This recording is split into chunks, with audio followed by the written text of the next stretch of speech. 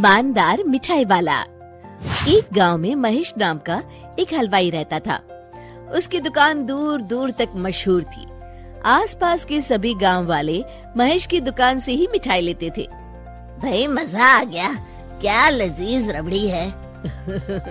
ये लड्डू भी लीजिए, शुद्ध देसी घी के हैं, आज ही बनकर आए हैं। लाओ भाई लाओ, 1 किलो लड्डू भी पैक कर दो। महेश का एक बेटा था रवि। रवि ने पढ़ाई छोड़ दी थी और वो दिन भर घर में ही बैठा रहता था। उठ बेटा रवि, आज मेरे साथ दुकान पर चल। मैं वहाँ क्या करूँगा पापा? अरे दुकानदारी सीख बेटा, आगे चलकर ये सब तुझे ही तो संभालना है। मुझे ये सब कुछ नहीं संभालना, मैं वीडियो गेम खेलूंगा, फिर दोस्तों के साथ बाहर जाऊंगा। हे भगवान, इसे थोड़ी अक्ल दे दो। ऐसे ही चलता रहा तो आगे न जाने इसका क्या होगा। महेश बड़बड़ाता हुआ दुकान चला जाता है। दुकान पर ओ घसीटाराम, मुझे थोड़े चक्कर आ रहे हैं, जरा पानी तो लाना। जी जी मालिक।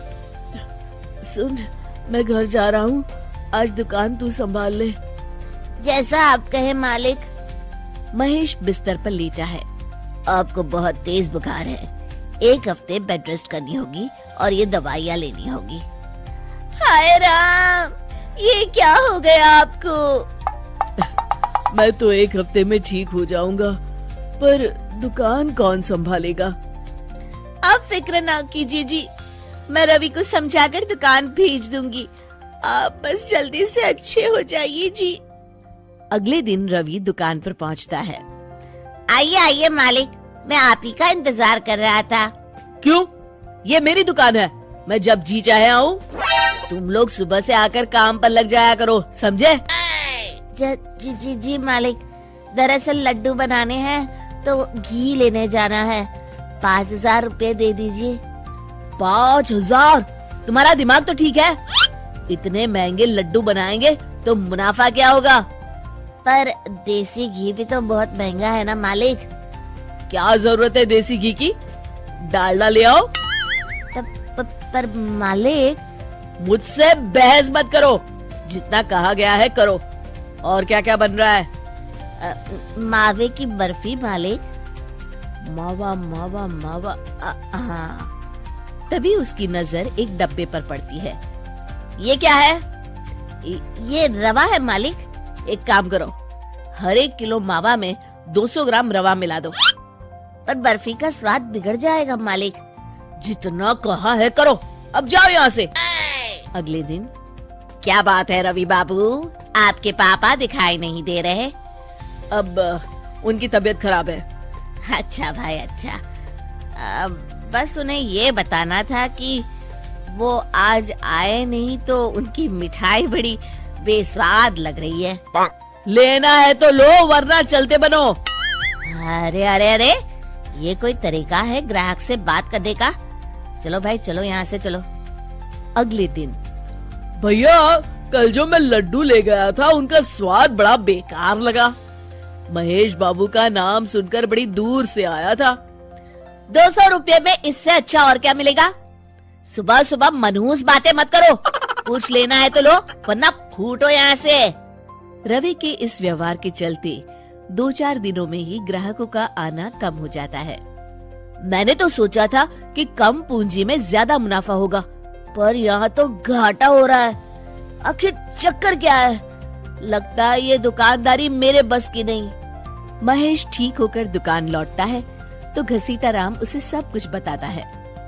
हे भगवान, इसने तो मेरी सालों की मेहनत पर पानी फेर दिया।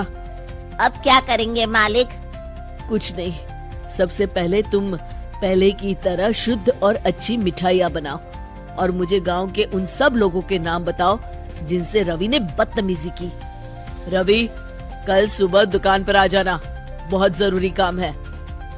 मुझे नहीं आना, मैंने 1 हफ्ता दुकान संभाल ली है, अब संभालो आप।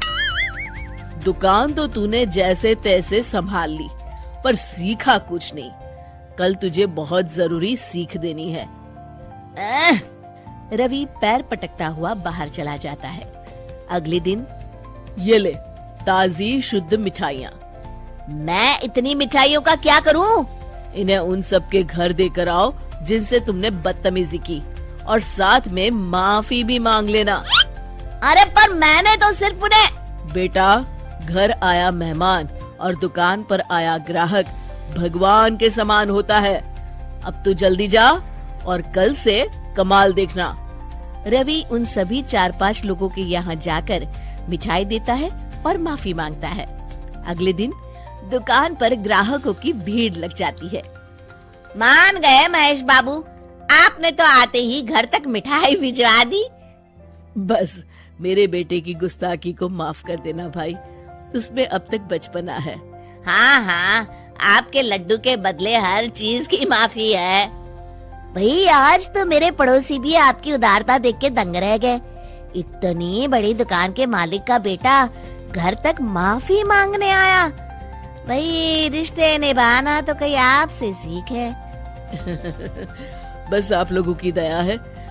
ताजी रसमलाई आई है, लेंगे आप? हाँ भाई हाँ, 200 ग्राम पैक कर दो। शिक्षा, सफलता पाने के लिए ईमानदार और विनम्र होना बहुत जरूरी है।